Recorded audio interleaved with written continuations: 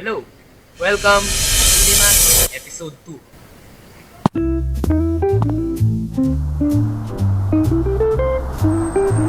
So this video ay magiging insight kung paano namin sinimula na pag-film namin ng The Writer's Block.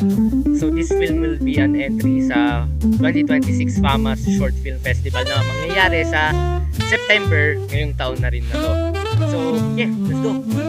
Originally, kaya kami sasali sa FAMAS Short Film Festival ay simple lang.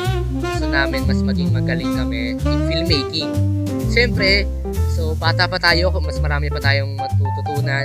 Hindi pa naman natin alam lahat.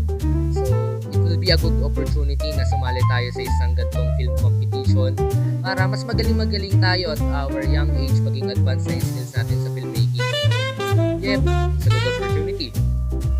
Guys, sobrang ingay dito, like for real. Kailangan nating hinaan yung boses natin kasi meron din tayong mga katabing tao dito.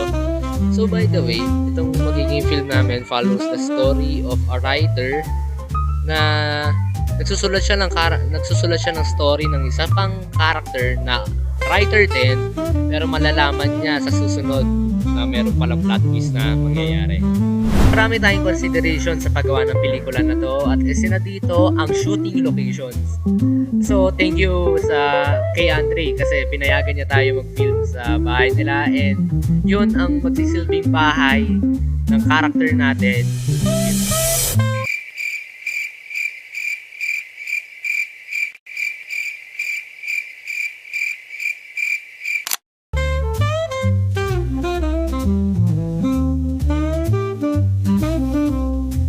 Isa pang factor is brainstorming.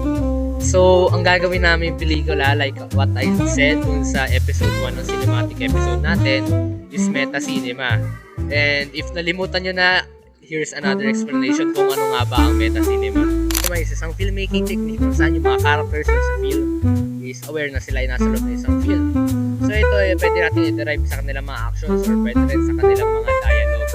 Ito ang isang example. For example, may isang character na humarap sa camera at nakipag-usap sa audience, breaks the fourth wall. Ibig sabihin yun na nag-split na pader, na imaginary na pader between the audience and the character. Marami pa tayong mga bagay na i-consider.